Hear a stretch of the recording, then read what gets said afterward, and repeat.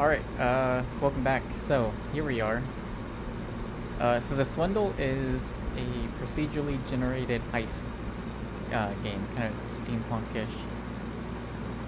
So when you start out the game, and actually, maybe it would be best I don't know if starting a new game would overwrite my file.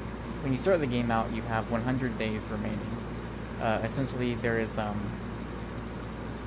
thing that's going to happen in 100 days, and so you want to try to stop that.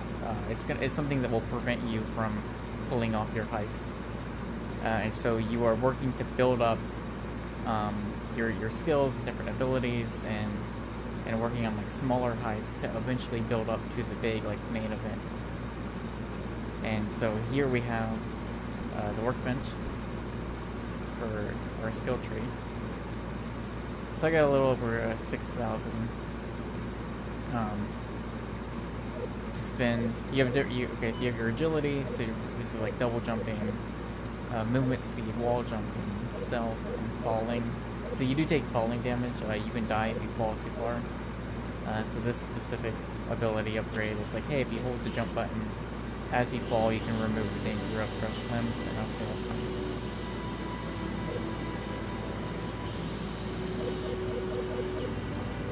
Also, there is a kind of a form of permadeath where each character, the way they look in their name is also randomly generated. So when they die, you will get a brand new character, and then it'll keep track of like how many successful heists you have pulled off with that character.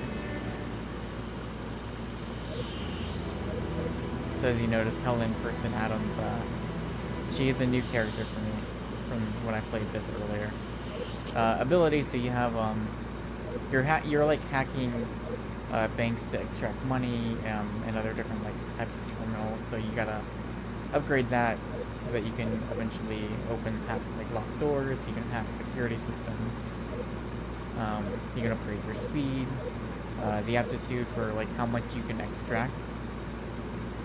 Your melee, all sorts of stuff. You have different tools, so you can bring in bombs. Bugs, remote detonators, confuse the different bots, local EMP,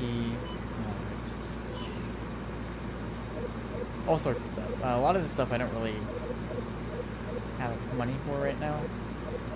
And then also, as you'll see, there are different levels of heists. And so in order to get to the harder heists that have more money that you can get, you have to like upgrade. So I've got the second rank so far. So there's your skill tree. So let's go ahead and start up the heist. Or I got the first 3, I should say. So we'll start with one of the lower level ones, just to kind of show off what this game is. So 54 days remaining. I have a feeling I'm probably not going to be successful in this run. Once we get down to the end. This game can be pretty tough once you get to like the once you get to the higher rank heist. So you move around, you press triangle to open doors, you can close them as well, or you can break through them. And picking up money. Alright, it did not work. I was supposed to break through the door and take out the robot, but that's...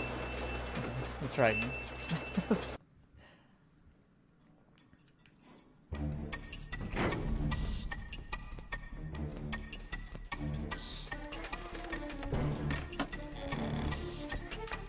One thing I can't quite get to work is like if you're supposed to be able to like hold triangle and like break through. I did it that one time. Anyways, whatever. So you hit square to take out robots. Some robots they can take more hits. Most of the ones I've come across, you can take them out in one hit. If robots spot you, they will signal an alarm, and after about 30 seconds or so, like just this huge wave of like police will show up, like full on like helicopters with turrets, police on the ground. It's bad news, basically. It's the type of thing that once you get caught, if you can collect a little bit more money, you should do it, but you should get out as quick, like as soon as possible if you've been spotted. Yep. Oh, this is gonna go great. So the mines, what will happen when you're hacking anything, you'll hit points where it stops, and you have to hit up, down, left, or right on the D-pad. Now, usually, if you're hacking a door, if you're hacking anything else, like, and you mess up, it's not really a big penalty, but if you're hacking a mine and you hit the wrong button, it blows up. So you have to be careful about that.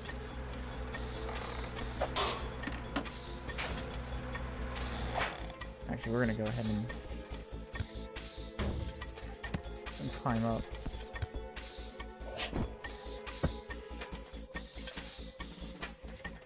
I guess once you hit 0, there's I'll start up a new game so you can see like the intro story sequence. But there's a thing that's gonna happen that will prevent your heisting schemes. And so you want to like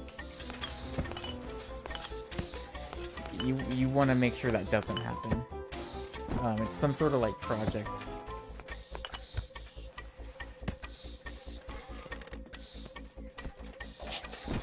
Alright, there's no money up there.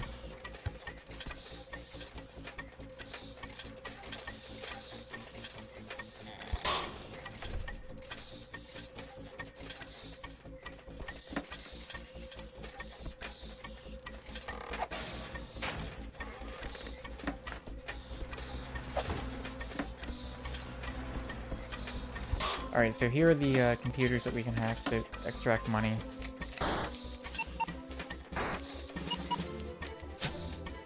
And now we got 760.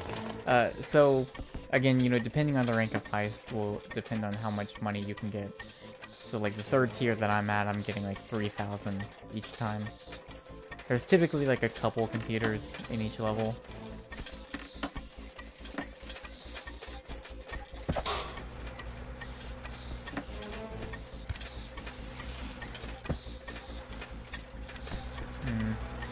Looks like there's one more.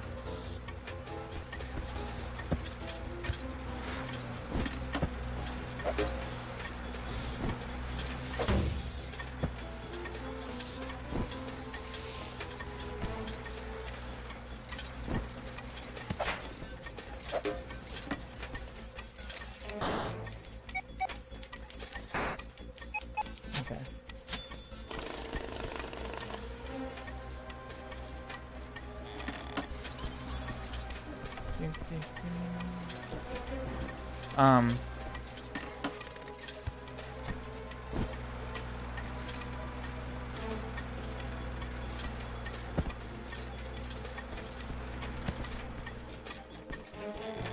We're just gonna go ahead and go, because once you've got the computer stuff, like terminals, I just don't think it's worth it to get the rest. Let's see. Alright. We might have to go a different way. I've got a double jump, I do not have the triple jump yet. Let's see.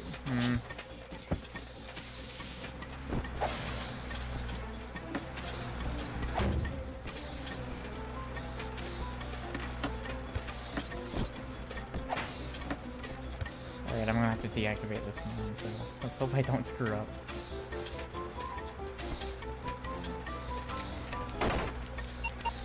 Alright, we're good.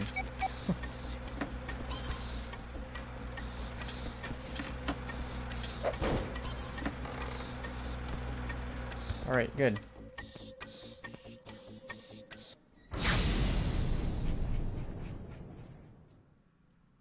So 97% of the cash stolen, which is pretty good. Obviously, each run accounts for 1 day.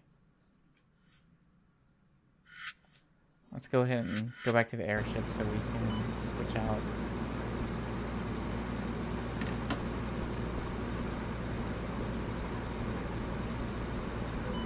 We're gonna go ahead and buy bombs, so I can carry 3 bombs per heist now. So we'll do that and see how that plays into everything, and then we're gonna go into the new Belgrade Belgravia.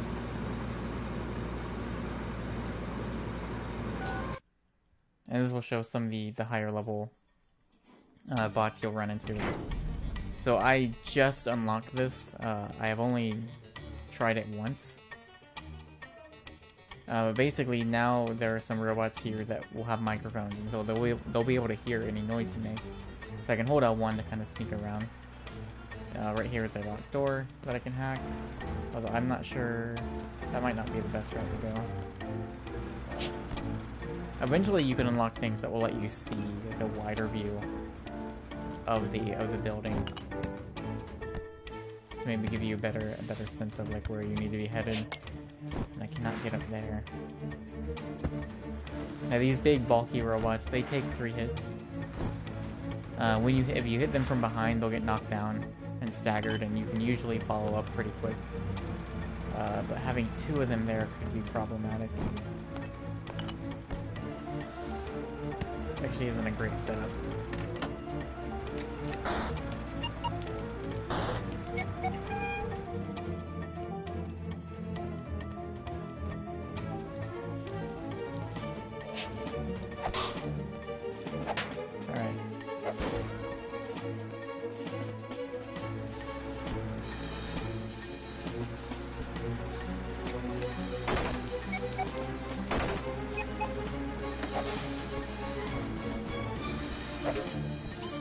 I've not seen one of this flying enemy before.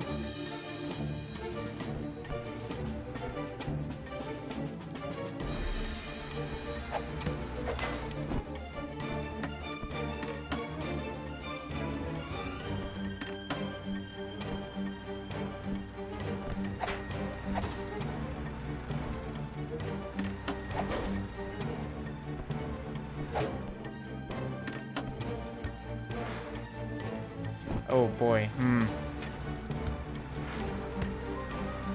Yeah, that was not gonna go anywhere good. Control's fine. Alright, let's try one more time. That was not a good, yeah. Because there was no way I was dropping down there and getting anything done. Levi Trent.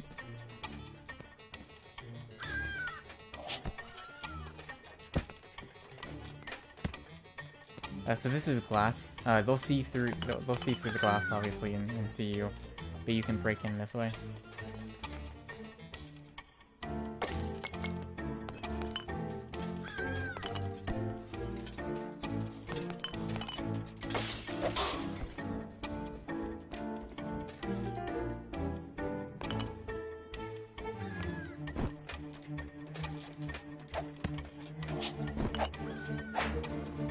But yeah, I think this is really cool. I imagine it gets like really hard though, you know, later on. I have noticed there has been once I've, if you do screw up the mines, like you actually do have a chance to get away, but you have to be really quick about it. There was one time I've been able to pull it off where like I had one more, like I was close enough to hacking the mine that when I did screw up, I was able to fix it and then like jump out of the way just in time before it blew up. Now these cameras, you can't take them out with your weapon. There is a security terminal that you can hack if you have the privilege to take out these cameras.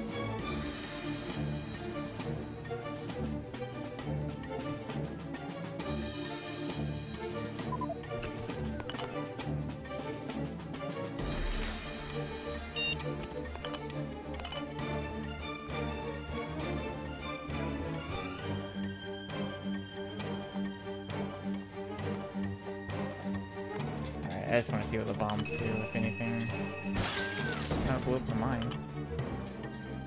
Oh, So this is interesting. There's been a few maps that I've played through where there have been rooms that would have like a good amount of money in it, but I had no way of accessing it.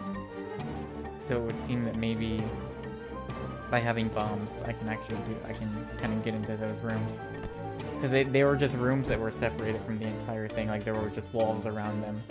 No doors, no way of entrance, so I guess that's where bombs would come into play.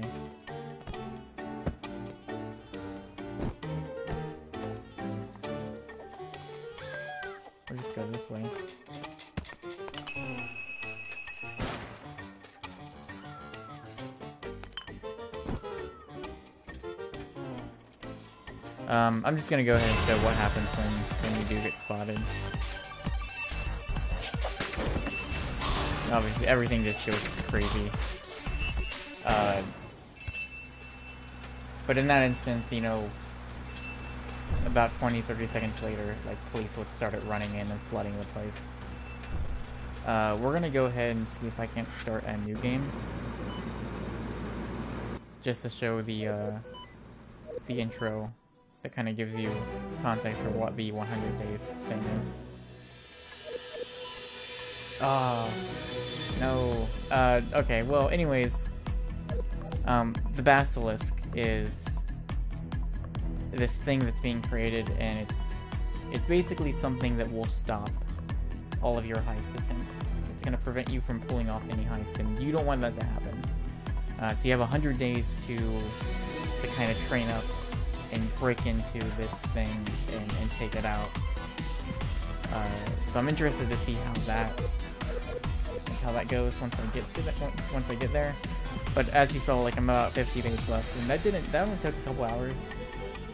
So it's not like it's gonna take forever to get there. And I imagine this is a thing that's intended for you to go through the 100 days multiple times to kind of get better runs. But that's your look at the Swindle.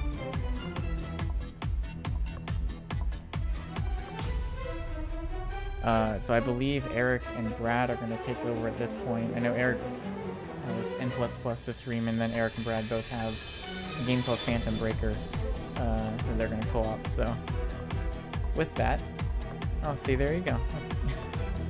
With that, thanks for watching my part of the stream. We got plenty more coming up. We got 4 games left, so there's plenty more coming. I'm going to go offline, and then the stream should be back up in just a few minutes.